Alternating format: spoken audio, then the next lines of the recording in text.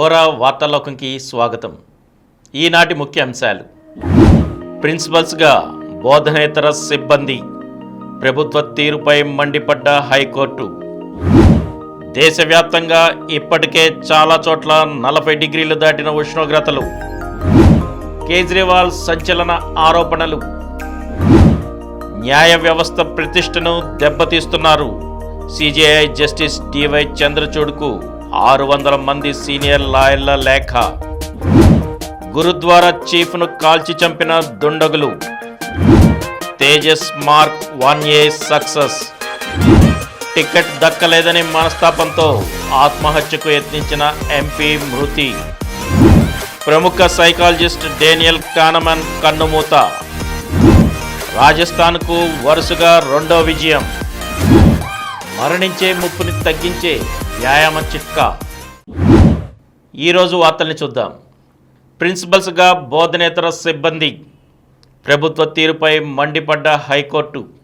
ప్రభుత్వ జూనియర్ కళాశాలల్లో బోధనేతర సిబ్బంది అంటే లైబ్రేరియన్లు, ఫిజికల్ డైరెక్టర్లు ప్రిన్సిపల్స్గా పదోన్నతి పొందేందుకు వీలు కల్పిస్తూ రాష్ట్ర ప్రభుత్వం జీవో 76 జారీ చేయడంపై హైకోర్టు నిప్పులు చెరిగింది.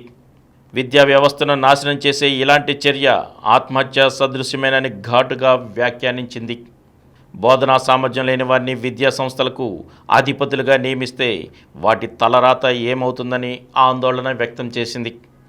అసలు ప్రభుత్వం ఏం చేస్తోందంటూ ఆగ్రహం ప్రకటించింది.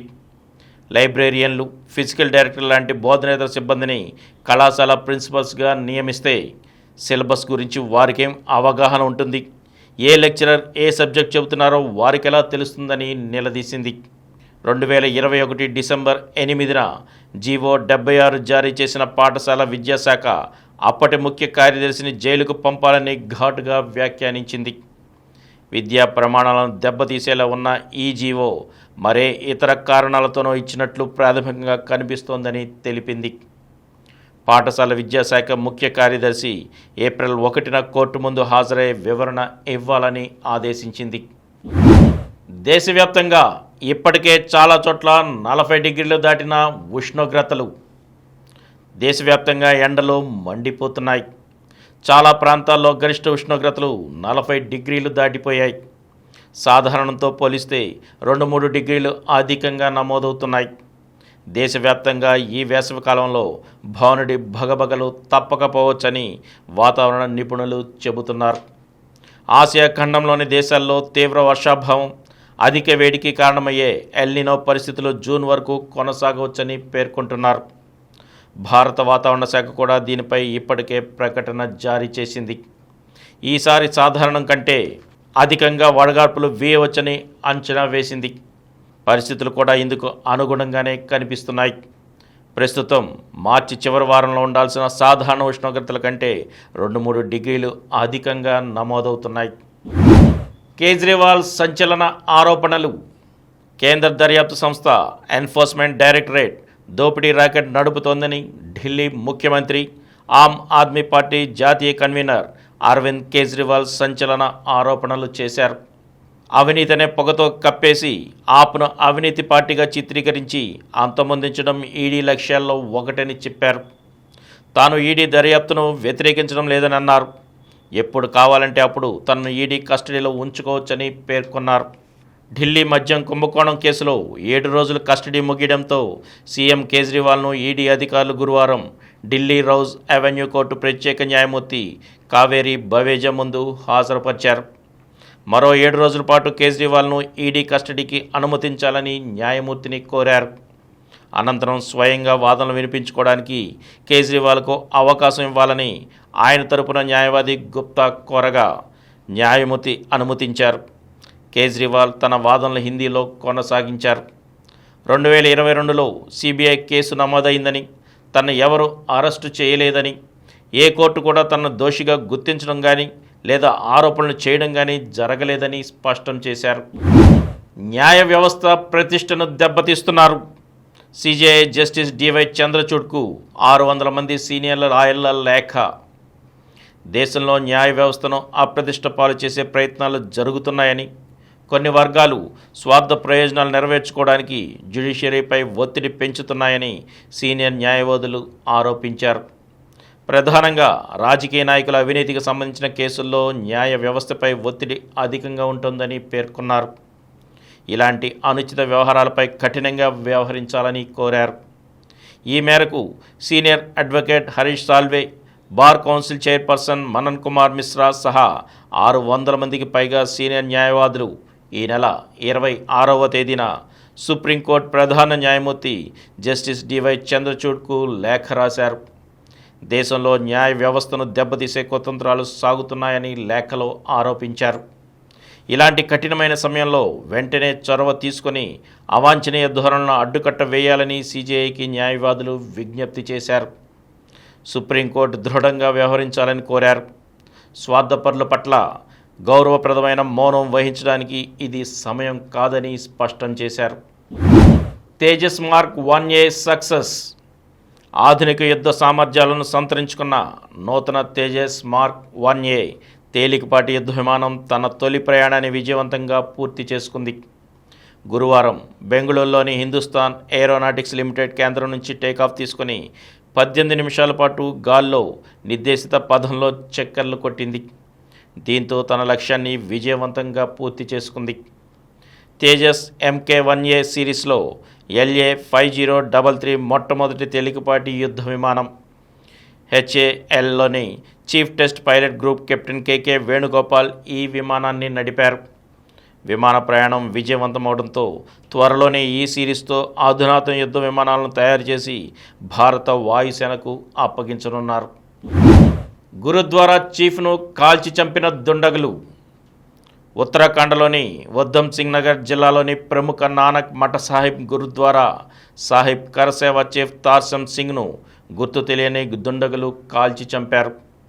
గురువారం ఉదయం 6:15 సమయంలో గురుద్వారా ఆవరణలో కూర్చుని ఉండగా బైక్పై 2 దుండగులు అక్కడికి చేరుకున్నారు.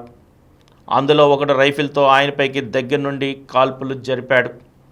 అనంతరం బైక్పై పరారయ్యారు. తీవ్ర గాయాలతో కింద పడిపోయిన తార్సమ్ సింగ్ అక్కడికక్కడే ప్రాణాలు కోల్పోయారు. సీసీటీవీ ఫుటేజ్లో ఘటన నమోదైందని సీనియర్ ఎస్పీ మంజునాథ్ తెలిపారు. దుండగులిద్దరూ సిక్కులేనని తెలుస్తోందన్నారు. టికెట్ దక్కలేదనే మనస్తాపంతో ఆత్మహత్యకు యత్నించిన ఎంపీ మృతి.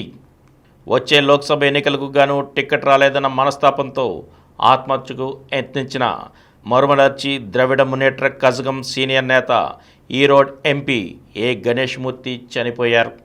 ఈ నెల 2వ తేదీన తన నివాసంలో గుర్తు తెలియని విషమాత్రలు తీసుకొని అస్వస్థతకు గురైన ఆయన్ను స్థానిక ఆసుపత్రికి తీసుకువెళ్లారు. వైద్యుల సూచనల మేరకు ఆ తర్వాత కోయంబత్తూరులోని మరో ఆసుపత్రికి తరలించారు. ఆసుపత్రిలో చికిత్స పొందుతూ గురువారం ఉదయం గుండెపోటుతో తుది శ్వాస విడిచారు. గణేష్ మూర్తి MD-MK టికెట్పై 1998లో పళని నుంచి, 2009లో ఈరోడ్ నుంచి ఎంపీ అయ్యారు.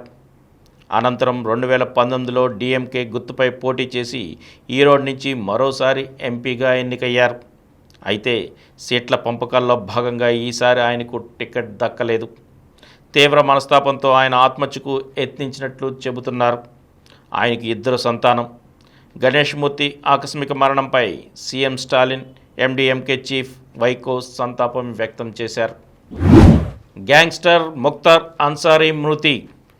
జైలు శిక్ష అనుభవిస్తున్న గ్యాంగ్స్టర్ ఉత్తరప్రదేశ్ రాజకీయ నాయకుడు ముఖ్తార్ అన్సారీ గురువారం గుండెపోటుకు గురై బందా మెడికల్ కాలేజ్ ఆసుపత్రిలో మృతి చెందారు. అంతకుముందు రాత్రి 8:25 సమయంలో అన్సారీ ఆరోగ్యం విషమించడంతో అధికారులు బందా జిల్లా జైలు నుంచి ఆసుపత్రికి తీసుకువెళ్లారు.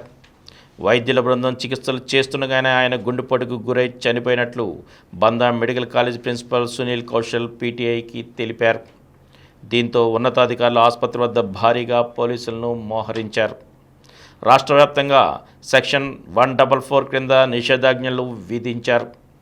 బందా, మౌ, గాజీపూర్, వారణాసి జిల్లాల్లో ప్రత్యేక బందోబస్తును ఏర్పాటు చేశారు.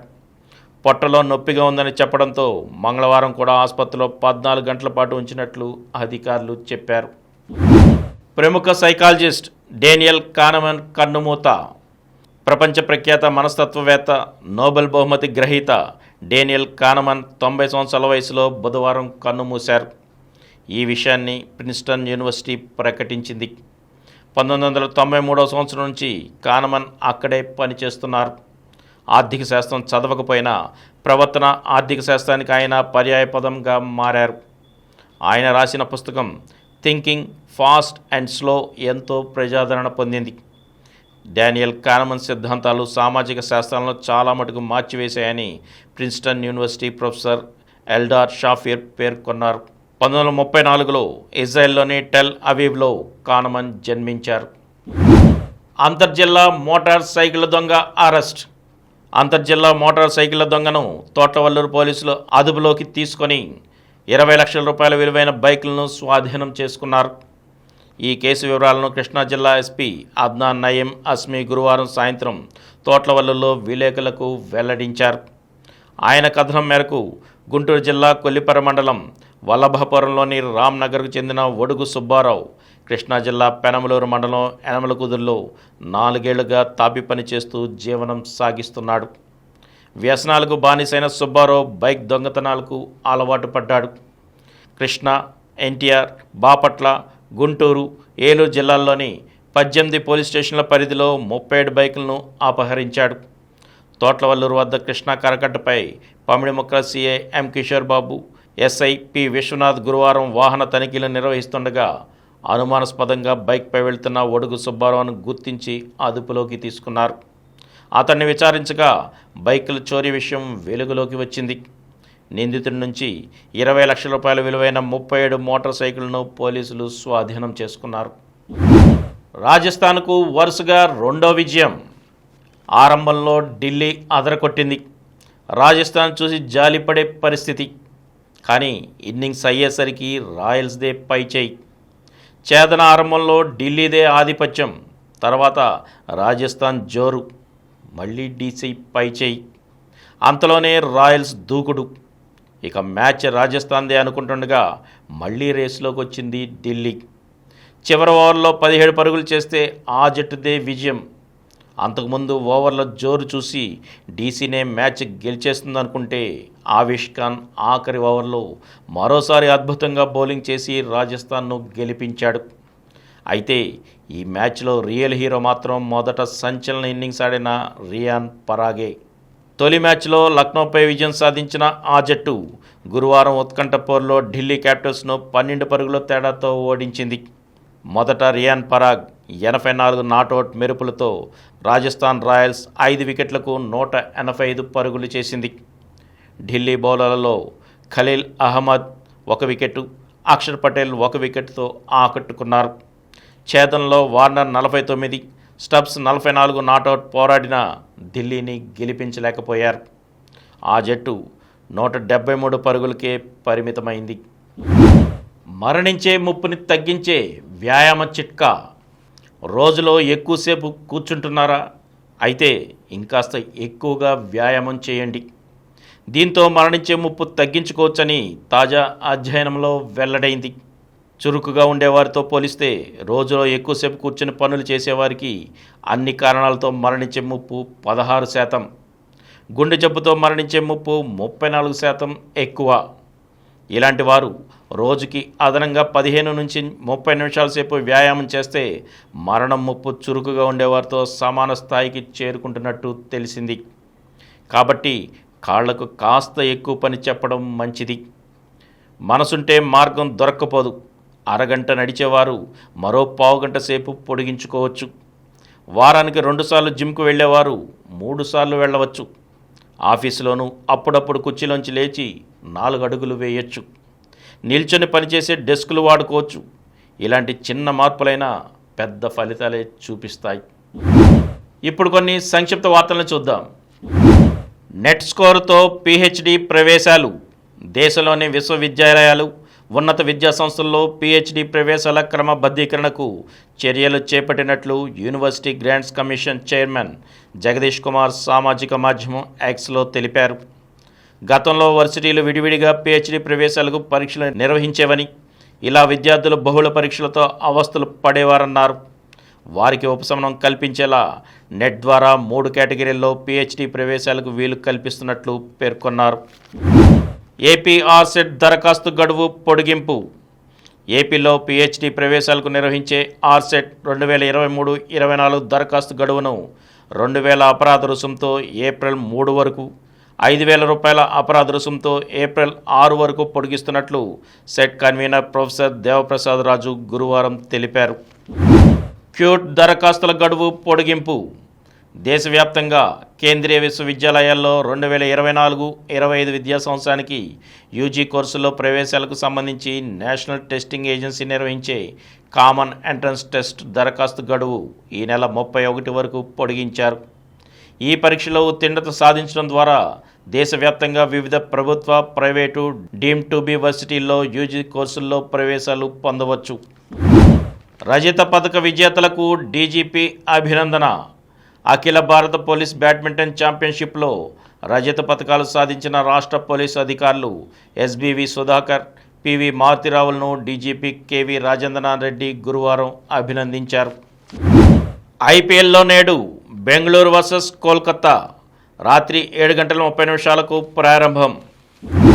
కోల్కతా జట్టులోకి 16 ఏళ్ల స్పిన్నర్, గాయంతో ఈ ఐపీఎల్ సీజన్కు దూరమైన ముజీబ్ ఉర్ రెహమాన్ స్థానాన్ని మరో ఆఫ్ఘన్ స్పిన్నర్ అల్లా గజన్ఫర్తో కోల్కతా నైట్ రైడర్స్ భర్తీ చేసింది. 16 ఏళ్ల గజన్ఫర్ ఇప్పటికే 2 వన్డేల్లో ఆఫ్ఘనిస్తాన్కు ఆడాడు. సూర్య మరికొన్ని రోజులు దూరం. సూర్యకుమార్ యాదవ్ ఐపీఎల్ 17లో ముంబై ఇండియన్స్కు అందుబాటులోకి రావడానికి ఇంకొన్ని రోజులు సమయం పడుతుందని సమాచారం. హెర్నియాకు శస్త్రచికిత్స చేయించుకొని కోలుకుంటున్న ఈ ముంబై ఇండియన్స్ ఆటగాడు ఇప్పటికే ఆ జట్టు ఆడిన తొలి 2 మ్యాచ్లకు దూరమయ్యాడు. క్వార్టర్స్లో Sindhu. Madrid Spain masters badminton టోర్నీలో పివి సింధు జోరు కొనసాగుతోంది. ఈ భారత స్టార్ షట్లర్ క్వార్టర్స్లో అడుగుపెట్టింది. గురువారం మహిళల సింగిల్స్ ప్రీ క్వార్టర్స్లో సింధు హువాంగ్ యూసన్ను చిత్తు చేసింది. మరిన్ని వార్తా విశేషాలతో రేపటి ఘోర వార్తాలోకంలో కలుద్దాం. Thank you.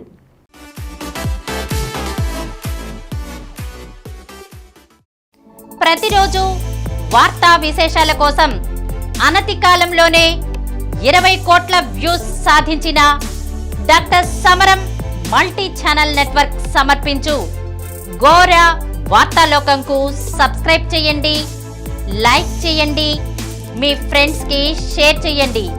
అలాగే ప్రక్కనున్న గంట సింబల్ని ప్రెస్ చేయడం మర్చిపోకండి. Please download Samaram multi-channel app and watch your favorite channels from your mobile. App available on Google Play Store and subscribe to the channels.